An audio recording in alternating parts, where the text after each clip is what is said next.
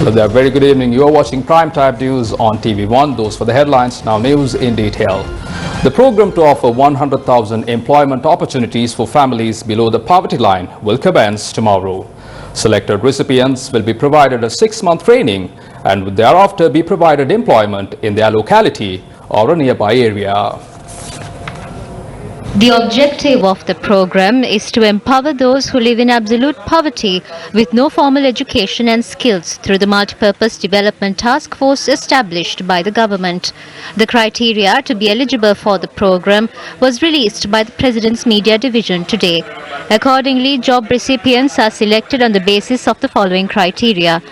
Unskilled workers who have no formal education or with education lower than GCE ordinary level examination must be not less than 18 years of age and not more than 40 years of age on the closing date for applications. An unemployed member of a family eligible to receive Samudri benefits but does not receive it, or a family member receiving Samudri benefits but is unemployed. An unemployed member of a family with elderly, sick parents or disabled members, be a permanent resident of the area of application. According to the President's Media Division, selected applicants will be chosen for a 6-month training program. Following successful completion of the training program, trainees will have the opportunity to be appointed to an accepted permanent government position in his or her area of residence. Such individuals will be paid a monthly allowance of 22,500 rupees during the training period and later a monthly non-primary skill salary of 35,000 rupees after being employed. Only one individual with the above qualifications from one family will be considered for this program. Applicants who are offered permanent jobs will be eligible for pension after 10 years in service. The President's Media Unit stressed that employment would be awarded only based on the above criteria. It added that any form of bribery will result in immediate rejection and the individual will be disqualified from receiving the opportunity. Several incidents of environmental destruction figured heavily among social circles over the past few weeks. The ongoing construction of a road bordering the Singharaja Forest Reserve, a section of the Ramsar wetland in Anuvilundava being destroyed to construct a shrimp farm, and the illegal sand mining racket in Tummodara Kantale are only a handful of incidents. Hanthana in Kandy is also an area which bears significant ecological value. We now reveal to you a destruction which is currently ongoing at the Hanthana Environmental Protection Area. This signboard placed at the Hanthana Environmental Protection Area states that 3,000-foot limit begins from the said area. It is clearly noted on the signboard that no development activity other than the ones that have been permitted can be carried out. The destruction in question has been done a few meters away from the said signboard. This is where the Hanthana mountain range starts from, which spans 3,000 meters high. This destruction has taken place while an office of the Central Environment Authority has been established near it.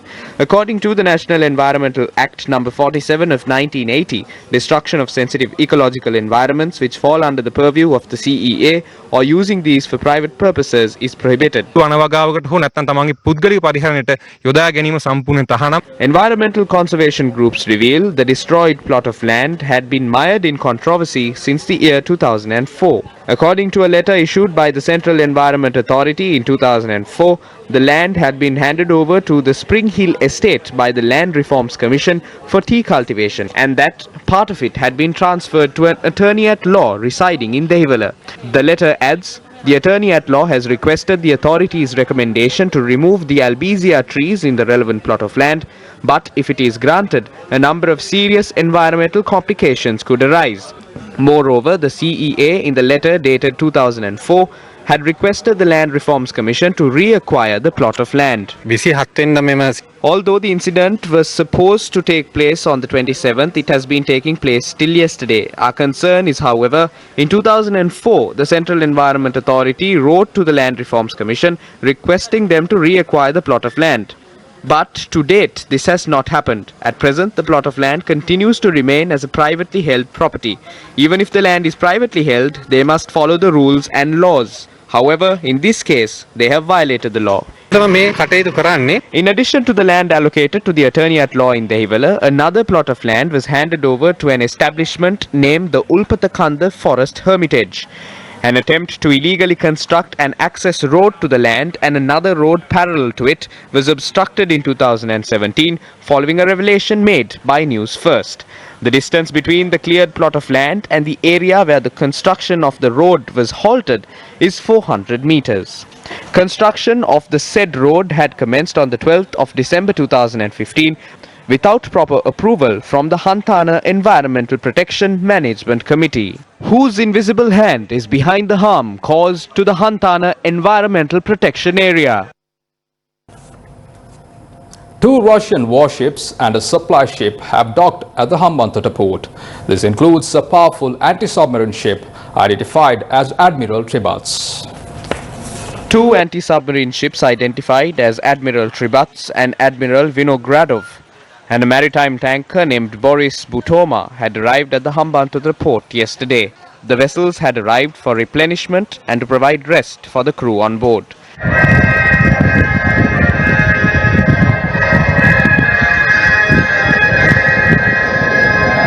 The Admiral Tribats warship built in 1983 and the Admiral Vinogradov vessel that was built in 1986 measure 535 feet in length. They are capable of combating submarines while being heavily armed and equipped with special radar and sonar systems. Both vessels have been built with a helipad and hangar as well. The Navy said that services are being provided to these vessels in keeping with health directives and guidelines issued in line with COVID-19. The vessels are expected to leave the country on the 3rd of this month. The Chinese embassy has said that the sanctions imposed by the United States on 24 companies have no international legal effect and is a violation of international laws and norms. The United States had recently imposed sanctions on 24 Chinese companies that included the China Communications Construction Company that is involved in the construction of the Colombo port city and its subsidiary companies. The sanctions had been imposed citing the construction of artificial islands in the South China Sea, which the United States and many Southeast Asian nations believe are an effort to expand China's territory. China Communications Construction Company is serving as the main contractor for these projects. The United States had accused these Chinese companies of assisting in the militarization of the South China Sea. Issuing a statement, the Chinese embassy in Colombo said that it firmly opposes the sanctions and cited it as a mistake committed by the United States.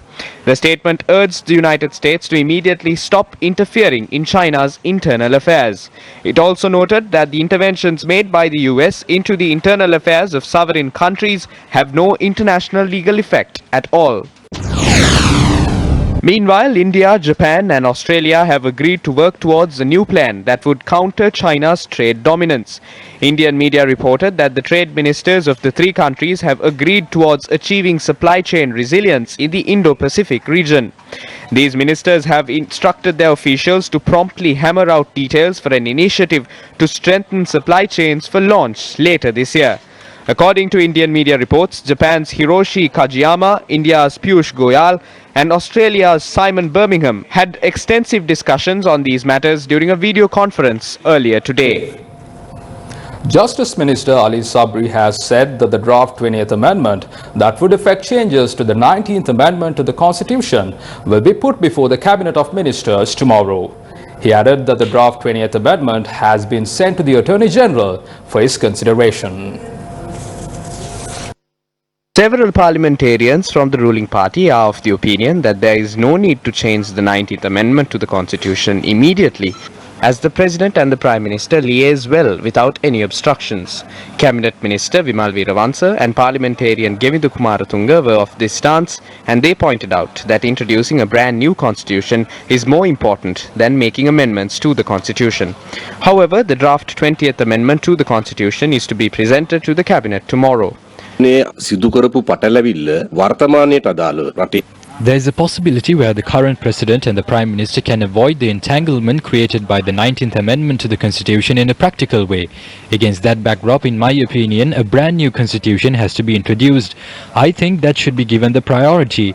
However, majority of the government is of the opinion that we have to solve the issue created by the 19th Amendment and move forward. Even the draft 20th Amendment proposes that we have to move forward with some provisions that are there in the 19th Amendment. This will be discussed at the Cabinet and at the the parliamentary group.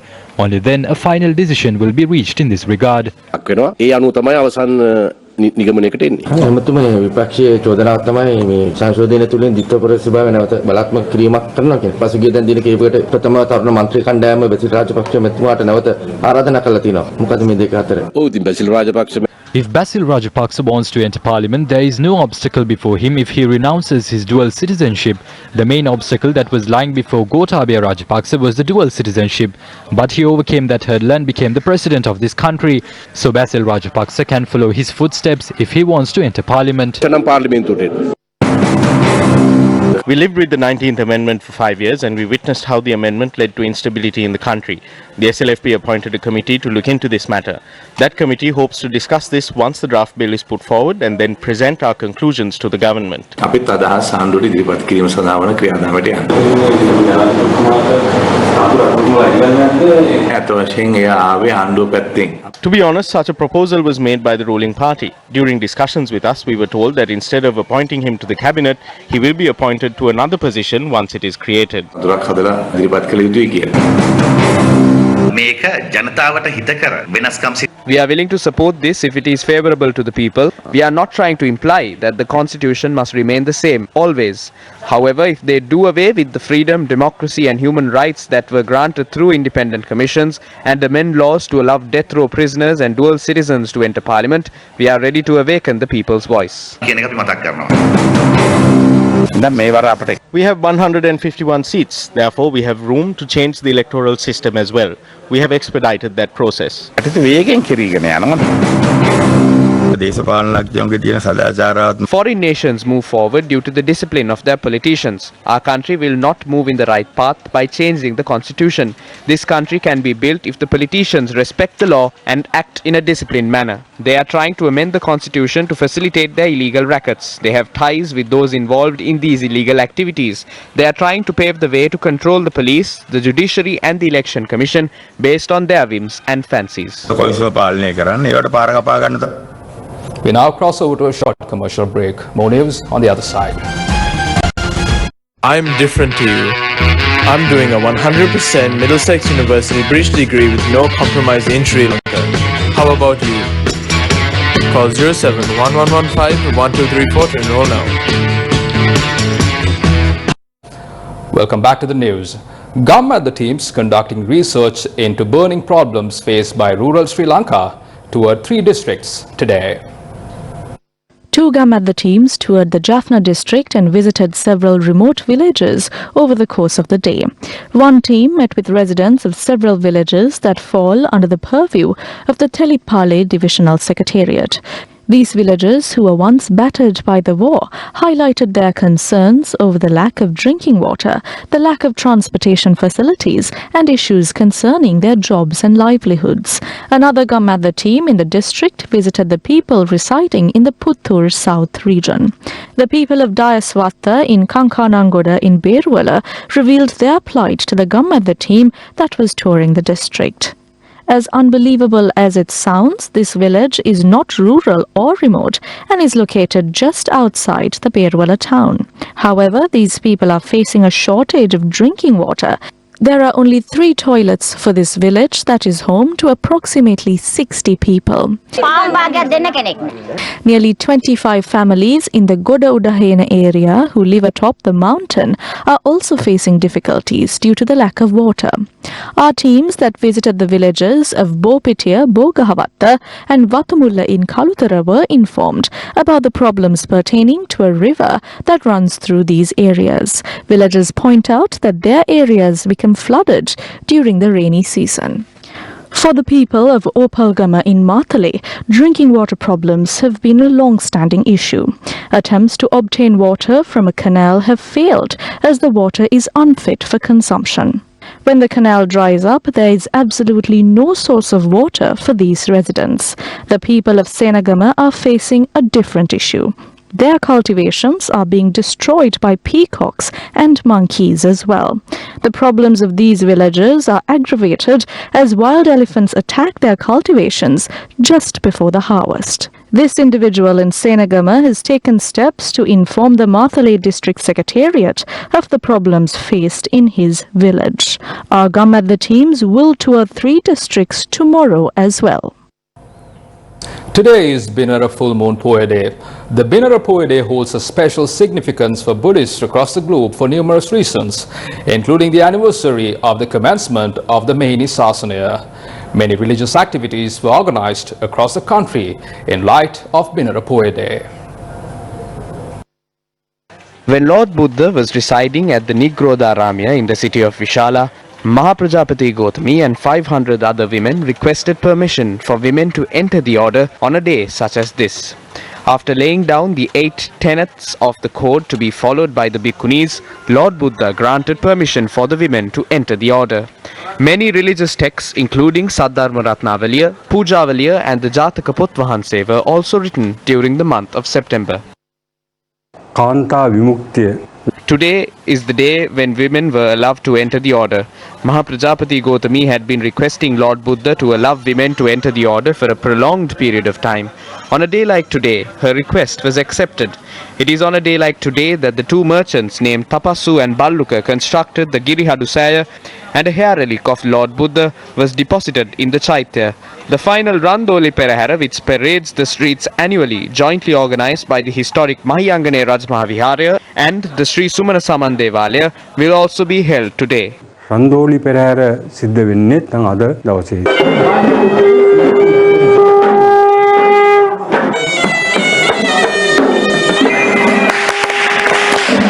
The last of the Perahara series, which is jointly organized by the Mahiyangane Rajmahaviharya and the Sri Sumana Saman Devalaya, will parade the streets tonight.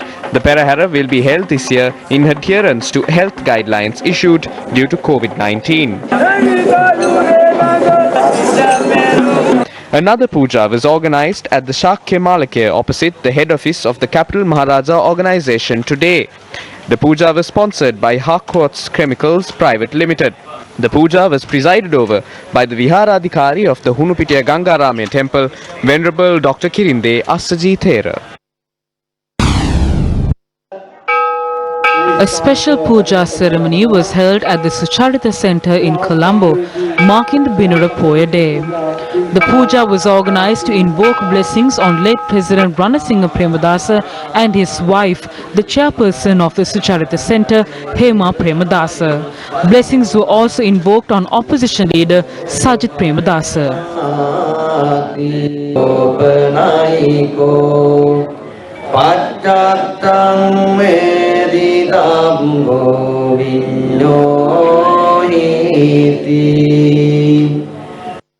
A religious ceremony to invoke blessings on the late Indian President Pranab Mukherjee was held at the Agrashavaka Mahaviharya in Maradana. The ceremony took place under the patronage of the chairman of the Mahabodhi Society of Sri Lanka and the chief Sanganayaka of Japan, Venerable Banagala Upatisathera. Officials from the Indian High Commission were also present. Yesterday we lost a great friend of ours as well as India, His Excellency late Pranab Mukherjee was the President of India. Today we have just performed a special puja in memory of to transfer merit to him to go through his journey of samsara, and I believe and I pray for his peace, and also I pray and I wish he may attain nirvana.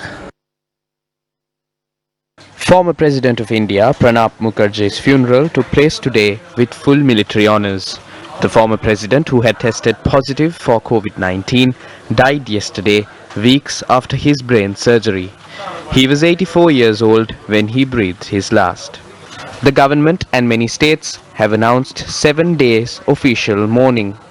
President Ramnath Kovind and Prime Minister Narendra Modi visited his residence and paid their last respects. Due to COVID-19 protocol, the mortal remains of the former president was taken for last rites in a hearse van instead of the gun carriage. The funeral took place at the Lodi Road crematorium. 112 houses and 37 shops were damaged due to gale force winds experienced in several areas in the island. Strong winds blew across the areas of Hambantota and Siribopura at around 3 p.m. today. 37 shops in the area were damaged as a result.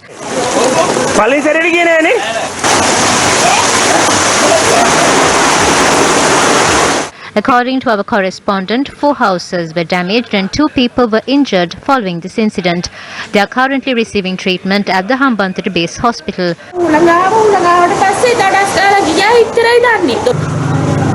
Meanwhile, 24 houses were damaged in Monragala, Buttala, Konkettiya and Waguruvela following gale force winds experienced in the area.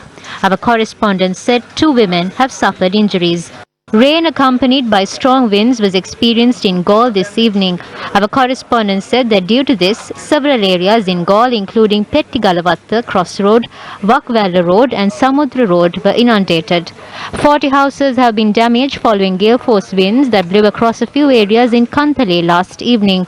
According to our correspondent, houses located in the areas of Sinipura, Minivava, Rajavava and Agpopura have been damaged due to the winds. Meanwhile, 16 houses were damaged due to rain accompanied with strong winds in Ella, Demodara in the 72D Gramaladari division last evening. The residents of the damaged houses have now sought shelter with their relatives. Meanwhile, 28 houses were damaged in Ridimaliadda, Babula and Kuruvittana due to strong winds experienced in these areas. A woman was reported dead after she was struck by lightning in Jayantipura Min area. According to police, the woman was struck by lightning while working in the fields last evening. The deceased is reported to be a 46-year-old mother of 3 who was a resident of Jayantipura. Meanwhile, 27 cows died when lightning struck a farm in Wakare, Patiklo. The cattle were buried today with the assistance of the Sri Lanka Navy. The Met Department says that showers or thunder showers will occur over most places in the Uva, Eastern, Central and Sabaragamo provinces. The department further states heavy showers of about 100 millimeters will occur in certain areas. The Met Department said that heavy showers accompanied by strong winds can be experienced in Colombo and surrounding areas. Coastal erosion appears to be taking place at an alarming rate at several popular tourist hotspots and surf spots along the southeastern coast, including at the famous Sarugambe. Locals are bewildered as to the cause of the erosion and claim that authorities are paying little to no heed to identifying the causes and taking action. The Arugambe beach is a tourist hotspot and a popular destination for surfing in the country. At present, soil erosion can be witnessed on the coast and there are differing opinions on the cause of the erosion. However, waves have now reached several constructions, including tourist hotels, that are located in the vicinity of the coast. As a result of this situation, waves are also sweeping across the Arugambe police post. මෙන්න මෙච්චර ගල් ටික ඔක්කොම මෙතන දෙන්නේ. ඔක්කොම ගලවගෙන ගියා. ගලවගෙන ගියා. ඔක්කොම ගලවගෙන. දැන් මේ ඔයාලා දන්න විදිහට මේක කොච්චර කලින් ඉඳලා තියෙනවද? මේක සුලාමිය පස්සේම මේ විදියමයි. මාසය ඇතුළත කෙලින්ම වැලි දාලා යන්න ඉස්සරහ. ඔව් ඊට උඩ ඉවරයි. දැන් මාස 3ක් 4ක් වෙලේ ඉඳලා එක දිගට හාරවන ඉවරයක් නැහැ. මේකෙන් ජීවරයන්ටත් සෑහෙන අපහසුතාවයක්. Fishermen who engaged in their livelihood on the vicinity of the coast complain that they do not have a place to dock their boats as well. Meanwhile, soil erosion has aggravated along the Oluville coast in the Ampara district as well. Our correspondent reported that waves have reached the fence of the Southeastern University campus as a new cove has formed here just north of the Oluville Fisheries Harbour. Fishermen have been affected as a result of this as well. At least an acre of land has been swept into the sea. We haven't seen a solution to this despite complaining about it continuously. My house is also about to be submerged in water. The fence has also broken off completely. We informed the political authorities about this. However, a solution has not been given yet. The residents of this area are seeking an immediate work plan to control coastal erosion in the area. Web journalist Desmond Chaturangadi Alves, who was arrested by the Criminal Investigation Department, has been remanded until the 14th of this month. The order was issued by Colombo Additional Magistrate Lochana Abevikrama today. The Colombo Additional Magistrate had issued this order upon considering the facts presented by Chief Inspector Senaratna, the OIC of the Cyber Crimes Investigation Unit of the CID, and a group of officers. Desmond Chaturangadi Alvis was arrested last evening by CID officers at his residence in Bodalaskamua. Computers and mobile phones in possession of the journalist were taken into custody by the CID officers at the time of the arrest. The web journalist was arrested for allegedly publishing reports that obstruct judicial proceedings and are a cause for contempt of court. The Criminal Investigation Department has obtained Interpol red notices on 14 wanted criminals who are currently overseas. This was announced during a media briefing at the police headquarters today. 12 plots of land that were acquired by these criminals in the western province through illegal means had been identified over the last 2 months. Land spanning 900 acres that are worth more than 4 billion rupees had been identified during this period. 12 luxury motor vehicles, 7 three-wheelers and 7 motorcycles have been taken into the custody of the police. We are taking the relevant legal action to confiscate and freeze these assets. 102 bank accounts of these criminals have been uncovered as well. Cash worth 2.6 billion rupees had circulated between these accounts. Steps have been taken to freeze 6 million rupees. During the last 2 months, the Criminal Investigation Department had obtained Interpol red notices on 14 criminals who have been evading court and are in hiding overseas. The investigation officers are taking steps to arrest them swiftly and to produce them in court. The public can contact 1917 to provide information on the assets of criminals and 1997 to provide information on narcotics and other related matters. තොරතුරු ලබා ගැනීමට 1997 මද්ද්‍රව්‍ය ඇතුළු වෙනත් තොරතුරු ලබා ගැනීමට. Army Commander Lieutenant General Shavendra Silva has reiterated the importance of continuously abiding by the health guidelines in curbing COVID-19. According to the epidemiology unit at the Ministry of Health, 190 COVID-19 patients remain under medical care, while 2,879 people have recovered from the total 3,081 confirmed cases. From yesterday until today, we have identified 51 coronavirus patients in the country. Although they are considered to be cases detected in the country, they had arrived from overseas with a COVID-19 infection. They were found to be positive for the virus after PCR tests were carried out at the airport. In future, we will continue to bring back Sri Lankan expatriates, but that will be done systematically. The danger continues to exist. We must act carefully to ensure that the virus does not spread to the community. Otherwise, it can lead to an island-wide spread of the virus. We must prevent that from happening. Some people do not wear face masks amidst a growing belief that COVID-19 does not exist in the country anymore. That is a regrettable and unsatisfactory situation. The new hostel complex at the Gajuba Regiment headquarters in Saliyapura, Anuradhapura was declared open by the Army Commander Lieutenant General Shavendra Silva today. The state-of-the-art complex that includes 3 hostels is capable of accommodating 500 people at a time. This complex also includes a basketball court, a hostel for army officers engaged in sports, and official quarters for officers attached to the Gajuba Regiment. From that, we bring to a close primetime news on TV1. For details of these stories and much more, simply log on to our website www.newsfirst.lk. For the Newsfirst team, I'm Martin Satyanesan, along with producer Jama Ratnayaka and voice interpreter Brian De Cruz. We leave you tonight with some intriguing footage of 2 visitors who were spotted during the Poe Day program at the historic Magul Maha Temple in Lahugala, Ampara. Good night.